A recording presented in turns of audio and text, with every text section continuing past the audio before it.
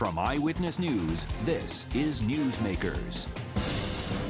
In recent months, K-12 education has shot to the top of the agenda on Smith Hill.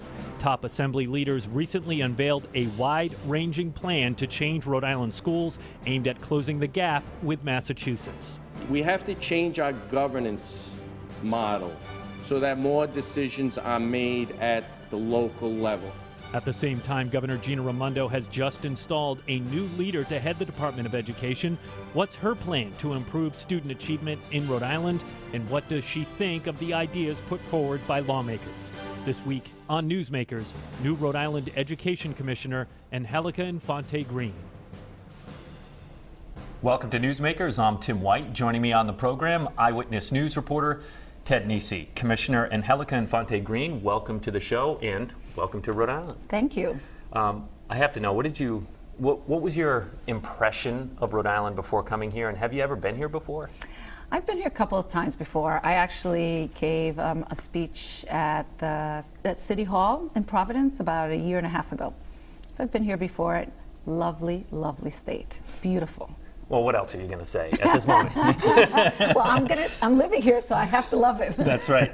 All right, let's dive right into everything that's happening up at Smith Hill right now. You're walking into the job just as the General Assembly is pushing a set of bills that would make major reforms to K-12 public education. If passed, the bills would have a major impact on your agency, in fact.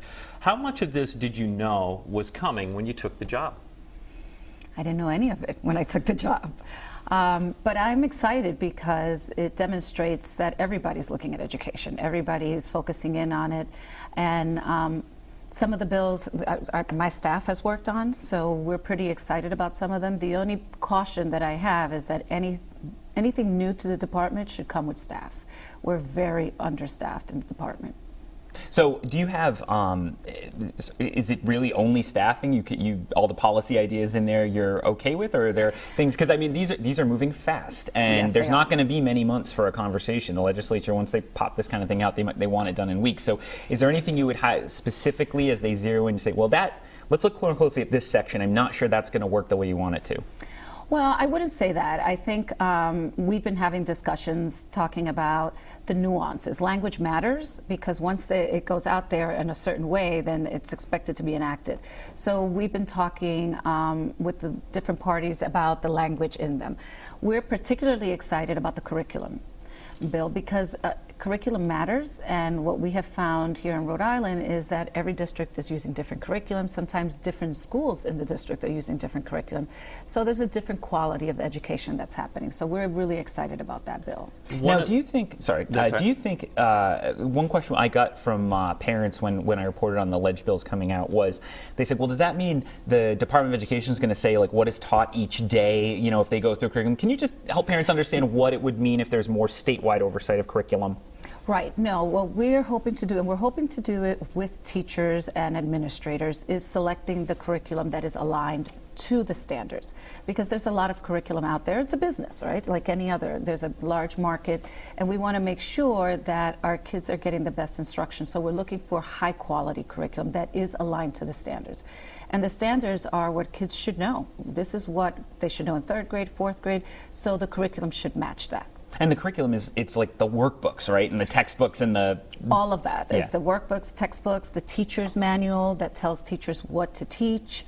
Doesn't necessarily tell them how to teach it. It gives flexibility, but it also gives ideas. And it also has, a good curriculum has different types of way to teach. So if you have a child that has an IEP in the classroom, or if you have a child that's learning English for the first time, what can you do with them? Or a child that's ahead or behind. So it gives you that flexibility and ability to teach all the kids. One of the bills getting mixed reviews right now would create a Secretary of Education, another level in the state education framework. That person, as it's written now, it could change, of course, would handle RIDE's budget and answer to the governor. I guess when you read it, it could take some power away from the commissioner, but also takes some of the things off your plate, so the commissioner could focus on, you know, implementation of education policy. What are your thoughts on that? Do you support or oppose Secretary of Education?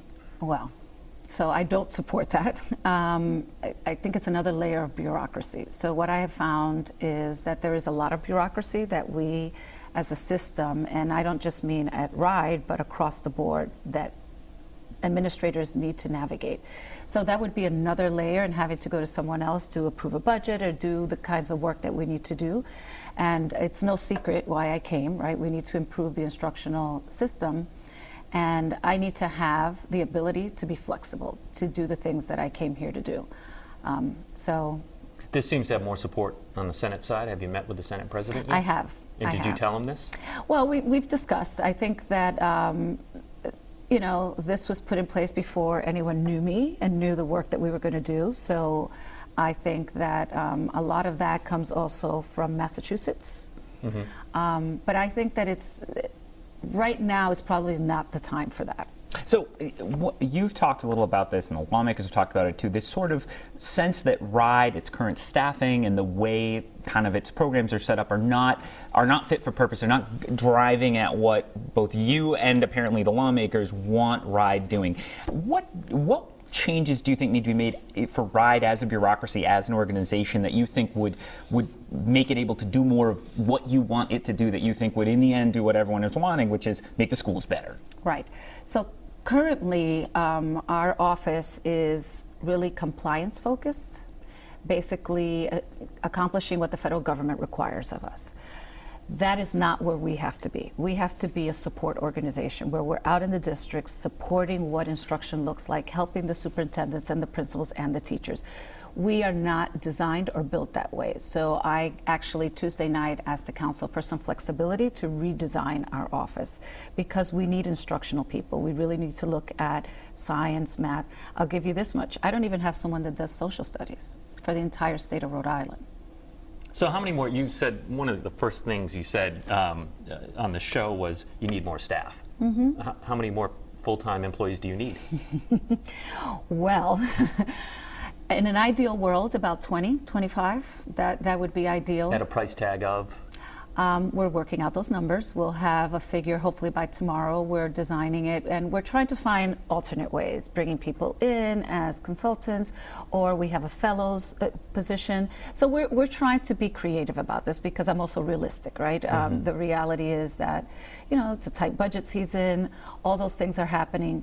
But if we're going to ask the state to do different work, we have to reorganize, and we have to put all our support behind the Department of Education. You came from New York, from a different state, so you can do a comparison. I mean, how is what you worked in New York, the way the departments are structured there, was it more like what you're looking for? Is RIDE structured differently from what you saw in the last state? Yes, so it is structured differently. It's really compliance heavy. It's hard for me to put it any other way. And for those of you that don't know what compliance is, it's just federal mandates, kind of checking boxes and a lot of paperwork. And my hope is that we diminish some of the paperwork that schools and districts have to do, and that it's really about what they're doing in the classroom. So that focus and shift goes from not just doing, you know, Excel spreadsheets, but really, what does the instruction look like? What does quality look like in a school? And that's different than we've had to do before. And it's a heavier lift, and it's going to require on the ground. We can't do that on a phone.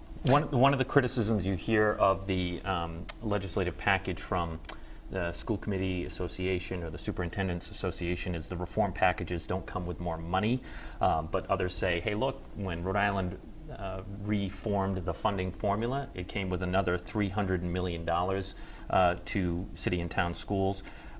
You know, in other words, they're saying we don't just throw more money at the problem. What do you think? Are Rhode Island schools underfunded right now, or about right? So that's hard to say, because every district is different. I don't think it's hard to say. I think we would have to look at it district by district. I think it could be a little more funded, but we have to look at where the funding is needed, right? When we talk about equity, it's about really looking at the places that are struggling, that have a population that is that needs more resources. So I would say in those places we would have more funding, but the funding formula already does some of that. So I've heard a lot of conversations about that they're winners and losers, and we can't talk about it as winners and losers. We have to talk about it where there's more need and there's less need. So that's how I see it. Can we use more money? We could. But if we don't get the money, we'll do the work, right? That's not going to impede us from doing the work. But that money went straight to schools. I'm talking about the Department of Education, right? Because our role is going to be to support. And my vision is that we're on the ground and really doing the work. We're thought of as a bureaucracy, and we are to a certain extent, but I need to change that. We have to be more of a customer service oriented, where when we get that phone call, we respond, and we're there the next day, and we're working with schools. Very different. One of the more interesting proposals, or one that has a lot of buzz in the legislative package, is site-based management. As I understand it, this means giving the principals more autonomy to run the schools themselves on hiring and budgets and things like that. Like I said, a lot of buzz in education circles about that. Do you think that has a lot of potential? Do you think that would make a big impact, or do you think it's oversold, the impact that would have? It all depends, right? Because leadership matters. If you have a great principal, then that is a great place to have some of that work. If you're in a place where the administration is struggling, then you're going to have a different outcome. So I think it's a mixed bag, right? It's something that we have to look at closely. And to do that, you have to train people, right? You just don't say, here, this is how, go and do it. I think that that's part of the challenges that we have in education, is that we say, go do it. And we don't show people how to actually get it done. So it's challenging. It's challenging. It has both sides to it. The governor signed a bill into law just this week, I believe, that allows union contracts to stay in place indefinitely if the two sides can't come to terms. It was supported strongly by the teachers' unions here in Rhode Island and opposed by municipal leaders who say it'll could increase property taxes. Do you support or oppose the continuing contract bill? Well, I don't know enough about it to speak wisely about it, but I do know that teachers are in the front line, and teachers deserve as much support, and if that is financial or professional development, I'm all for that, because teachers are the ones that change the lives of these kids. But I don't know enough about the bill to be able to give you the the most educated answer. Yeah, we should remind you, you've been on the job for 3 weeks, and we're throwing a lot of questions at you. Well, let me ask you a broader question, but along the same lines. I mean, we had, as I think you'd know, Ron, big fights with the teachers and the teachers' unions about a decade ago, and that was sort of the way the education policy world was at. There was a lot of at each other's throats. Your predecessor, Commissioner Wagner, clearly tried to take the temperature down a bit on all that. Some people in the ed reform world think like you have to be fighting with the unions to get changes and to get things across, and other people say no, that's your workforce and you have to work with them and get them on board. How do you view that? How do you view your relationship as management with the teachers unions, and do you see them as an impediment or a help? No, I don't see them as an impediment. My job is to figure out a way to work together. We have to do it, I want to be the commissioner that 3-4 years down the line you say, she actually worked with the unions and they did this together. This will be my 26th year. I have never been grieved. That has not happened. That doesn't mean that we're going to agree. I don't want anyone to think that. There will be moments that we disagree, but we can do it respectfully. And if we keep the kids at the end of every conversation, that has to be the focus. I don't like having conversations about adult issues when it has an impact on kids. If we can have that conversation, then we're great. But I've already been working with the union. They have been very supportive. And at the end of the day, we have to do what's right by kids. If there are educators that are not doing right by kids, I think the union and I have discussed that, we have to find alternate ways to work with those teachers, but those are few and far between. Right? We're going to take a break on the program. Our guest this week is Angelica Infante-Green. She is the Commissioner of the Rhode Island Department of Education. When we come back, a conversation about the beleaguered school district in Providence. Stay with us. You're watching Newsmakers.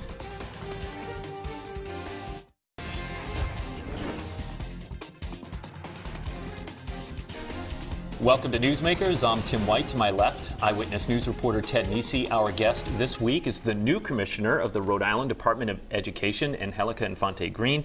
Ted, question for the Commissioner? Commissioner, the Governor turned a lot of heads a few weeks back when she announced what looked like the beginnings of more state involvement in Providence's long-struggling school district. The city still doesn't have a new superintendent and shows no sign so far of picking one.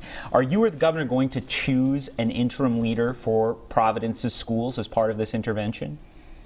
Well, let me tell you where we are. So Monday, today's Thursday, Monday, we have a team going in to review where Providence is. All the schools, the classrooms, the central office, from top to bottom, doing a review. And it's done by local leaders, and it's headed by Johns Hopkins. RIDE is not part of that review, and that was very intentional. We wanted to be aside so that we can look at what a neutral party has said is happening in the school system. After that happens, our goal is to go out there and make sure that everybody understands where the system is. And then there will be a convening of where we go next. You know, so we're not anywhere making a decision yet about what's going to happen, but I will tell you this, there's going to be a lot of intervention from the state moving forward. What will that mean concretely? I mean, will you effectively be running the Providence Schools data, or your designee, rather than, you know, sort of a school board appointed superintendent like it's worth historically? That's certainly what people are saying they expect. Well, everything's on the table now. So we don't know, right? Once we get the report, but everything, we're talking about everything and anything that we know has had proven results, because I've been walking around and we failed the kids. We failed the kids and the parents. We had my first week, this is my third week, a parent forum, and it was devastating. It was devastating to hear the parents feel like they were failed when they went to these schools, and now their kids are being failed. So I think that that was in Providence. In Providence, but there were parents from all over the state. But it's just not good enough, right? It's not good enough. What it's going to look like, I'm not sure. Like I said, it's my third week. I have to get to know the state as well as Providence really well, so we can make a determination on what's going to happen. But I will tell you that we will be on the ground. A huge issue for Providence, it's tied right in there, is English language learners, which of course is your expertise, something you've worked a lot on in your career. You know, that's such a big issue that it's hard to come up with a single question on it. But is there a sort of top of your list from you knowing about that you're going to be looking at on how to make English language learners more successful in the schools that you want to see if they're doing, both in Providence and in other districts where that's an issue? Absolutely. It's an area of expertise of mine. So one of the things that I find is that students have to get grade level instruction. There's this idea that if you give them a little less, they'll learn English faster. That's just not true. Also, using their home language, you don't have to speak that language, but use it as an asset. Figure out what you can translate from that language that you can bring in. The kids don't come in as empty vessels. They actually bring a language and knowledge. And language means that you have conceptual thinking. If we start from ground zero, then it's the assumption that they don't have anything to contribute. And I think that's a lot of what I've seen so far. And does that mean a teacher has to be more multilingual, or are you going to bring in additional teachers into the classroom to? Well, so all of the above. So Okay. teachers have to be knowledgeable about the language. They don't have to know the language. I don't have to know Portuguese to know that it's a Romance language, that some words the kids will know and we can give them the English word or the concepts, right? And I think what we have to move away from, there is this idea of teaching English where this is a table, this is a cup. Not good enough, right? Our kids are not being tested on what a cup is or a table, but really on, this is a newsroom, and in the newsroom you find this and you find that, but you're talking about the concept of what happens here. So it's very different. And the other piece is, I'm a big proponent of dual language programs and bilingual education. We see that the kids in those programs outperform everyone. And I don't mean just the multilingual learners, but the kids that only speak English. That is a program that benefits everyone, and I see very few of those programs here in Rhode Island. And the ones that I have seen are doing better. Even if there's just a strand in the school, that strand is outperforming everyone else. You know, I took a look at the data in New York, though, before walking into the studio, and there's still quite a gap between English language learners and non-English language learners. Is it working there? It is, it is. So what we see there that we don't see here, which is interesting, once the kids test out, they outperform everyone. Outperform everyone. And they're probably English language learner or multilingual learner 3 years. But after that, they outperform everyone. And that's what you want to look at. What happens when they're no longer, because they should not stay for more than 5-6 years. The average is 3 to 4 years. So once they exit that program, how are they performing? And I think that's what we need to look at, because obviously if they're an English language learner, they've been here a year or two, that's an unfair comparison. But once they've been here, then that's what we need to look at. What happens? And when I ran the numbers here, we don't see that same trend. Back to Providence briefly, the parents that you met with the other day, I'm guessing there was a good percentage of those parents that are on the waiting list, or their kids are on the waiting list to get into Achievement First, which is a charter school in Providence, and to serve students there and surrounding communities. Providence Mayor Jorge Elorza has been slow to allow Achievement First to expand. Would you like to see an expansion of Achievement First, or do you want to pump the brakes on that? Well, I don't know, because I haven't done an assessment of what that looks like in Providence. All this is going to come out. But you do know Achievement First. I They were do in New know York. Achievement First. I do know Achievement First. So I believe in choice for families, right? You have children, you know what that means for you to go to a school system. But you know, the charter school conversation is always a toxic conversation. And it shouldn't be, because we're really talking about 8% of the population goes to charter schools. I don't like to pit traditional schools with charter schools, because they're all public schools, right? And my job is to work with all of them. But if some are achieving better, we look at why. Are there things that we can partner and we can do together? That's more the conversation that I want to have than should they go there? Is this better? Is it not? How does it work? I don't think that that's a productive conversation. But do I believe in choice for parents? Absolutely. If the school that my child is going to is not producing the results, then I should have choice. Right? I don't know what that would look like in Providence, but my job is to make sure that all the schools are high quality, so parents don't have to make difficult choices. That could take a long time, though, and there are a lot of parents looking to get into Achievement First now because they get one shot with their kids now. Would that maybe even be a temporary solution? It might. Like I said, everything is on the table right now. I don't believe in limiting opportunities for children. I started this by saying that this is about children, and it might take a long time, but I'm hoping, and I know that we're going to start seeing those changes pretty rapidly.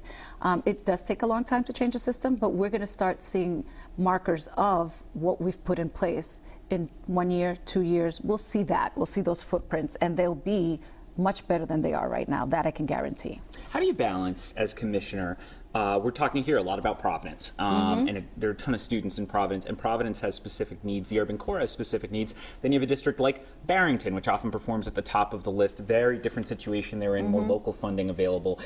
Do you, in the end, think RIDE needs to be more focused on the districts that are struggling more and sort of let the Barringtons of the world take care of themselves? Or do you think it's possible for your office to, I don't know, have strategies that are good for, or that work for every district, all different types? Well, I'm the commissioner of Rhode Island, not Providence, right? Providence is an area of focus, but it's not the only job that I have. I am committed to working for all children in Providence, and even the Barringtons can be even better. Right? So my job is to bring instructional practice that can translate. Good teaching is good teaching.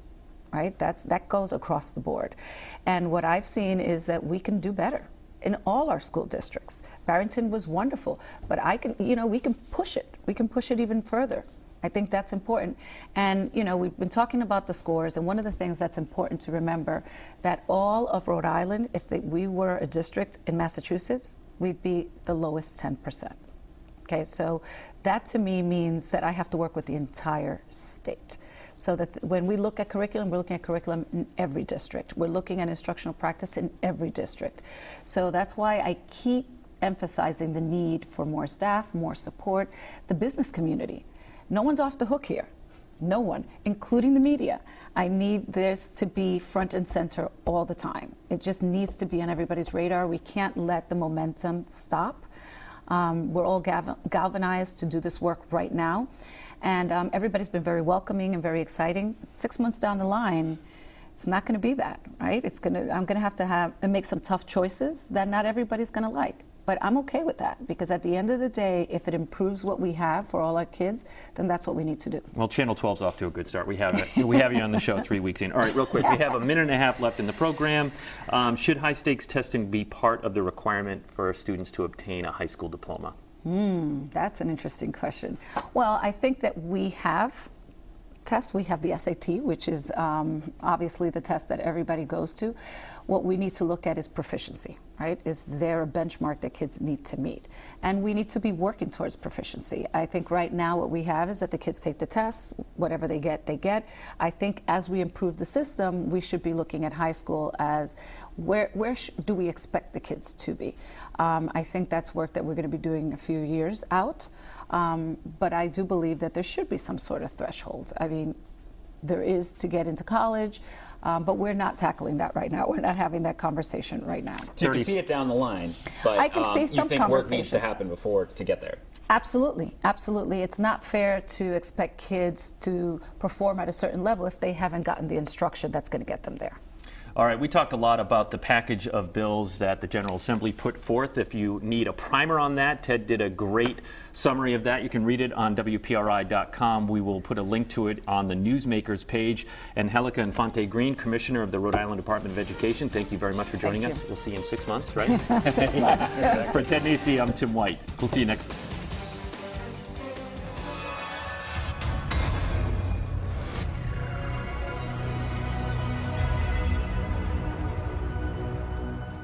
Monday, today's Thursday, Monday, we have a team going in to review where Providence is. All the schools, the classrooms, the central office, from top to bottom doing a review. And it's done by local leaders, and it's headed by Johns Hopkins. RIDE is not part of that review, and that was very intentional. We wanted to be aside so that we can look at what a neutral party has said is happening in the school system. After that happens, our goal is to go out there and make sure that everybody understands where the system is.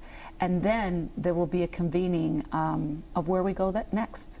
You know, so we're not anywhere making a decision yet about what's going to happen, but I will tell you this, there's going to be a lot of intervention from the state moving forward. What will that mean concretely? Right. I mean, will you effectively be running the Providence Schools Data, or your designee, rather than, you know, sort of a school board appointed superintendent like it's worth historically? That's certainly what people are saying they expect. Well, everything's on the table now. So we don't know, right? Once we get the report, but everything, we're talking about everything and anything that we know has had proven results, because, you know, I've been walking around and we failed the kids. We failed the kids and the parents. We had my first week, this is my third week, a parent forum, and it was devastating. It was devastating to hear the parents feel like they were failed when they went to these schools, and now their kids are being failed. So I think that... that was in Providence. In Providence. But there were parents from all over the state, but it's just not good enough, right? It's not good enough. What it's going to look like, I'm not sure. Like I said, it's my third week. I have to get to know the state as well as Providence really well, so we can make a determination on what's going to happen. But I will tell you that we will be on the ground.